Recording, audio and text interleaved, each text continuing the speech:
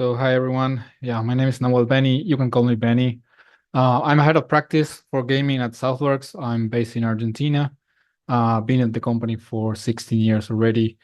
Joining me is Franco Zuccarelli. You can call him Zuka, one of the architects on our team. So what is Southworks? Southworks is a software development company. We are trusted Microsoft partner for almost 20 years now. And one of the things we are known for is learning fast, learning quick, but at the same time ensuring quality of the deliverables and also the communication along the way. One of the things that we've seen it's really important for gaming companies is owning your IPs, owning your code, knowing where you're at and owning the development process. And that's what we do basically. When you work with us, you own your code, you own your IP, and everything we do is help you with the adoption of these fantastic platforms that we've been seeing or the services that we've been seeing, providing you with the experience that we can bring to the table, and at the end of the day, giving you the tools to adopt these platforms and services. As I mentioned, we've been a Microsoft partner for almost 20 years now.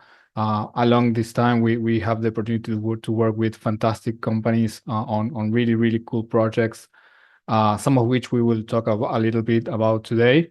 And of course, dealing with high-tech companies and partners has kept us on the edge of technology, always learning what's new and basically being really, really on the edge.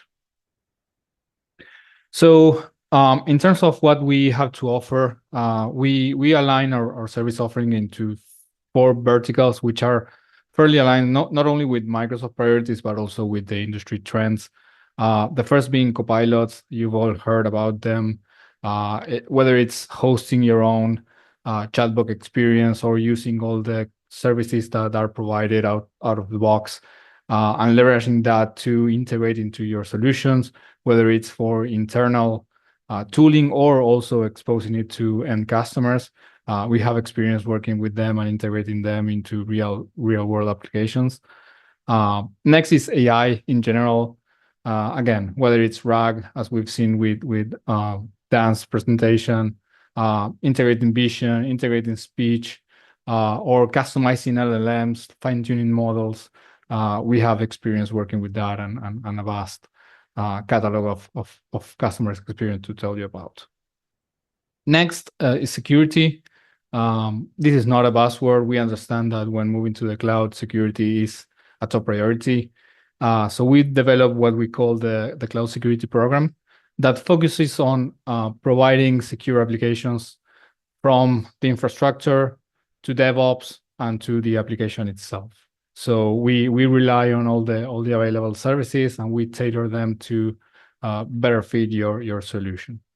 And finally, Azure migrations. So we've been the go-to partner for Azure migrations over the past 5 years now. How we approach this migration is that we not only focus on moving you to the cloud or moving you from one cloud to the other one, but use this time to modernize your solution, whether it's embracing Kubernetes, embracing a live service such as PlayFab or whatnot. We push you to make those decisions and leverage us to make that transition as smooth as possible. So enough about Southworks. What we want to talk about now is a set of customer stories that you might relate with. And of course, if you want to learn more, we'll be at GDC and we can definitely touch a bit more on that. We'll start with AI services and OpenAI. So how we implement AI projects is we develop a really simple AI solution framework that not only helps envision and really think about how you can leverage AI, not just for the buzzword, but really for making best use of the different services and solutions available, and taking that all the way into production. So we kick off with the inception phase, where we aim to help you identify the best product that it's a candidate for infusing it with AI, explore the different scenarios like grounding, the foundational models that are available, whether you require fine-tuning or not, whether you need to implement a retrieval augmentation generation pattern, or if you need something else. At the end of this phase, our goal is to provide you with the vision, the roadmap of how the solution would look like for you in your application, in your scenario.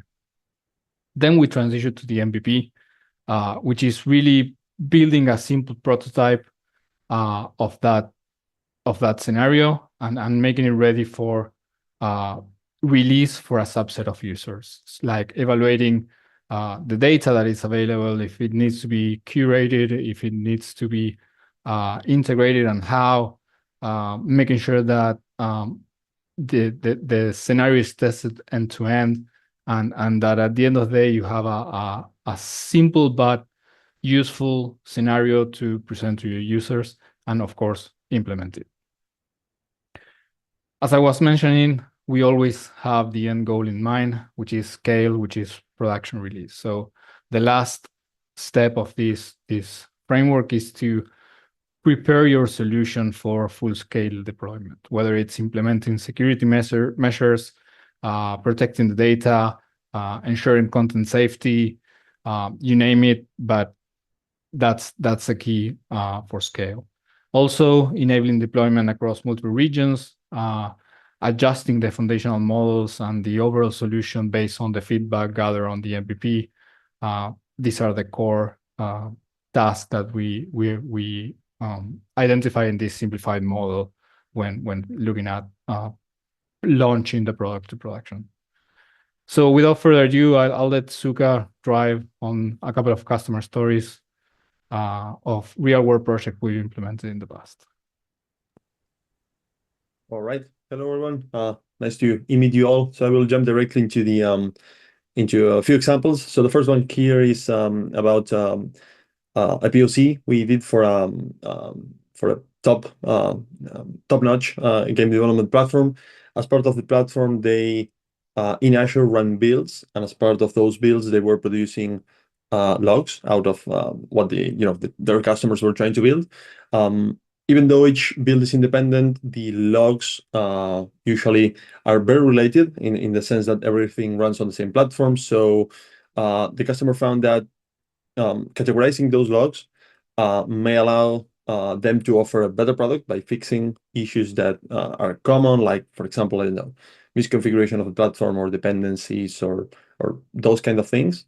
Or even more, enable their platform to suggest the user how to fix their errors, right? So categorizing those logs is a costly effort, but as we said, it's very valuable. So what we did is we put together what we call this pipeline of log ingestion, right? Which was basically taking those logs, categorizing them, making sure that we can get out categories of existing logs and then reprocess new logs as they come in.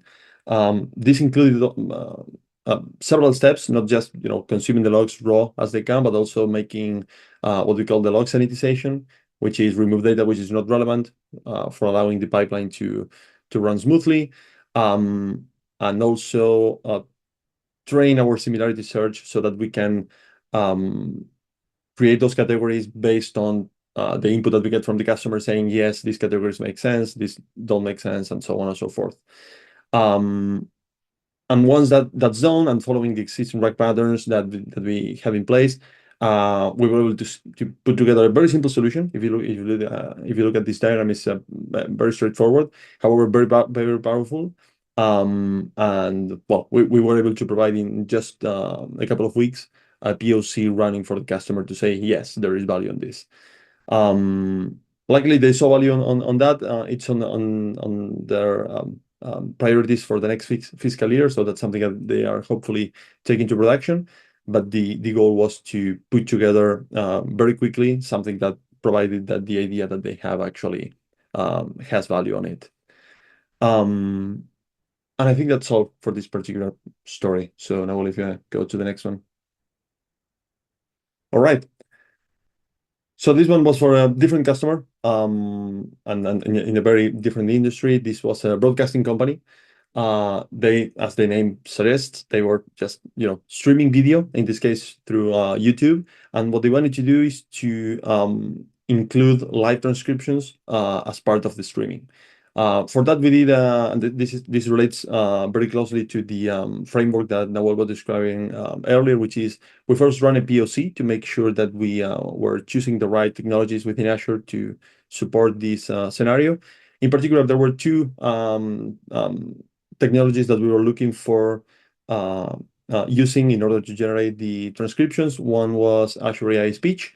The other one was Azure OpenAI. So what we did is to run a POC with both to understand which one works better in terms of what the customer wanted to achieve.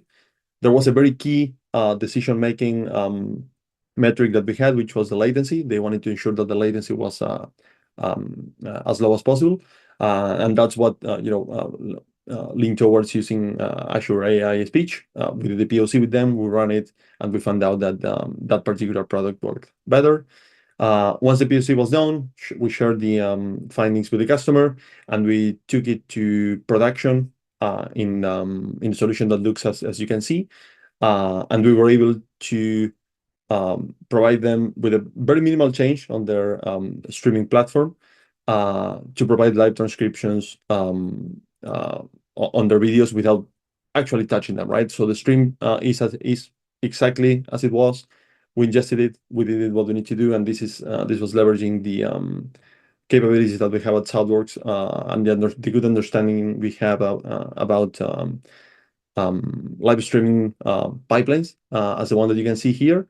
So we were able to combine the best of both worlds, the live streaming side of things and also the AI knowledge that we have in order to provide a working solution in a very short time. And this was, end to end from the POC to production. We were able to take them with something really useful in a very short time. And well, this is we are lucky to say that this is in production now and working. So we are very, very proud of this one. Next steps, just very quickly before we go to the next one, as you can see there in the last bullet, this is ready to grow. We were looking for integrating with even more AI solutions in Azure, like OpenAI or GPT, for enhancing the live translation generation, but that's for the future, luckily. So yeah, that's all for this one. Benny, all yours. Awesome. Thank you, Franco. So moving into the other vertical, migrating and modernizing solution, we also have a couple of examples. Before jumping into them, I want to reiterate how we approach these migrations. So we approach them at three different levels. The first being the infrastructure, meaning making sure that everything needed to host the solution, like the network topology, the different services, security, permissions, CI/CD pipelines, you name it, that everything is in place and everything is migrated to move the solution into Azure. The second layer is the application, and that mostly refers to migrating code logic or application logic to use Azure services. We understand that different solutions might be leveraging the counterparts in another cloud provider. So what we try to do in this step is to basically encapsulate this logic, making sure that we implement the same functionality, but using Azure services. So when the times come to deploy the application in Azure, everything works seamless and without any hiccups. But most importantly, the third layer is the modernization layer. This is what I was mentioning previously about pushing you to take that technical debt, take that things that are always at the bottom of the backlog and never get prioritized because you're focusing on the day-to-day tasks, which is completely understandable, but using us as your extra manpower for tackling those, whether it's, as I mentioned before, embracing Kubernetes because you want to move your solution into microservices, or automating the CI/CD pipelines for deploying the game servers, or scaling the solution automatically based on load, or things like those. Things that you probably don't have the bandwidth to implement them, we can take the time and the opportunity to help you with that. So again, I'll let Suka drive through a couple of customer stories. All right. So we have in this case also two examples to share, both of them related to the gaming industry. The first one is was for one of the largest gaming studios in the world. They are owners of a blockbuster first-person shooter franchise. If that's good for reference. They were looking to migrate from a different major hyperscaler into Azure, not just for this particular product that we worked on, but as part of a company-wide effort. However, they lacked of the manpower to do it themselves and the knowledge on the Azure platform to do it in a timely manner. So we at Southworks, we are proud to say that we know Azure very, very well. And with using our deep expertise on the Azure technology, we were able to meet with them, do a comprehensive assessment of what they currently have on their infrastructure, and design a solution, first of all, in order to migrate from the other major hyperscaler into Azure, but also, as Benny mentioned, to identify what the improvements opportunities or modernizations opportunities are. Once we did the assessment, we put together the proposal, we validated it with them, and we got our hands on the keyboard. In this particular case, we used Terraform and CI/CD pipelines in order to automate the entire deployment of their infrastructure. That was a major win, since previously they weren't doing it. They were not doing it in automated fashion, which allowed them to scale game servers, live game servers, on demand in a fully automated way, very quickly, without actually touching the infrastructure themselves. There was a very particular challenge that we faced with SaltStack. For those that are not familiar with it, it's an automation tool for deploying infrastructure. It worked with Azure, however, it didn't work as good as we wanted it to work. So we basically forked the SaltStack extension, and we did changes on the tool itself in order to make it work for the particular project, which ended up being a contribution for the particular tool to work better with Azure. We implemented these changes, we completed them, and we also made sure to transfer all of the knowledge that we got throughout the path, not just at the end, but also in the middle, making sure that we work alongside them for them to have full ownership of their infrastructure. At the end, they are the owners, so that without further hand-holding at the end, they could take full ownership of it, improve it, operate it, and make it grow without our assistance or without us being involved. So I think that was a huge win. That was one. And then the next one is also related with the gaming industry. In this case, this is for a very big game development organization. Similar to the previous example, as part of a company-wide effort, they were looking to migrate into Azure. And in this case, what we were migrating was their build automation solution.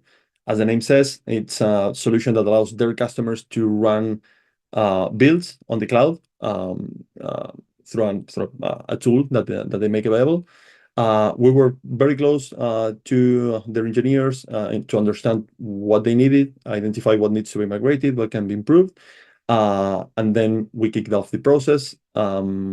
In this case, we proposed using AKS for hosting Kubernetes workloads in Azure, something that they were not fully using before, which allowed them to make their CI/CD process better, to be able to scale up and scale down better based on their customer needs.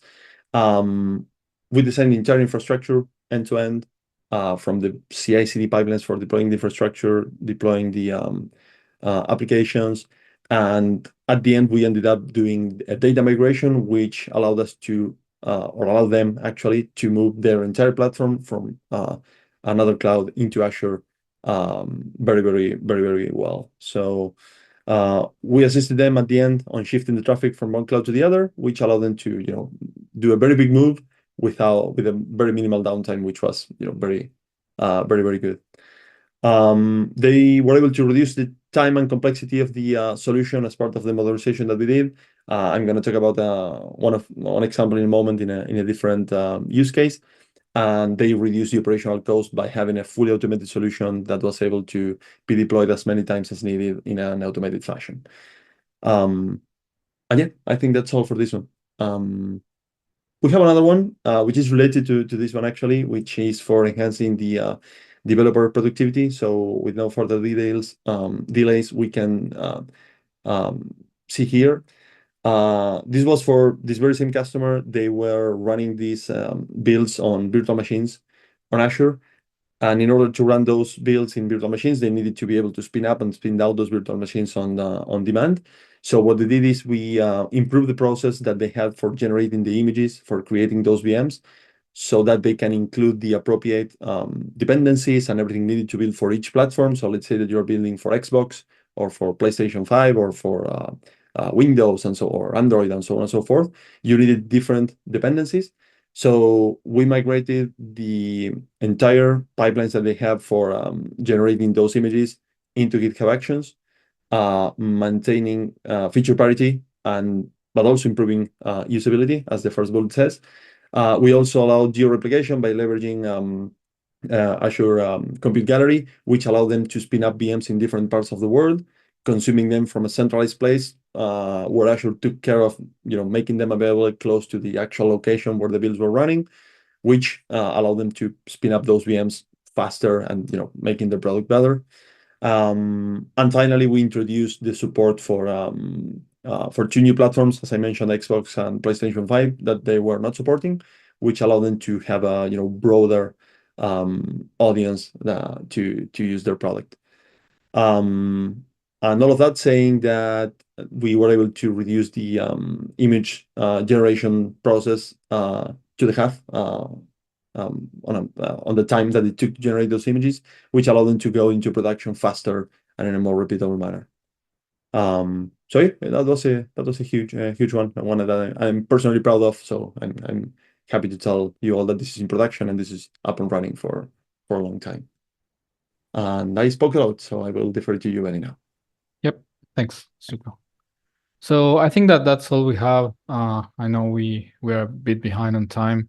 So we'll be at GDC later this month. So feel free to reach out to us if you'd like to hear about other stories, or if you'd like to tell us yours, and we can see if there were ways we can partner together. But yeah, basically stay in touch.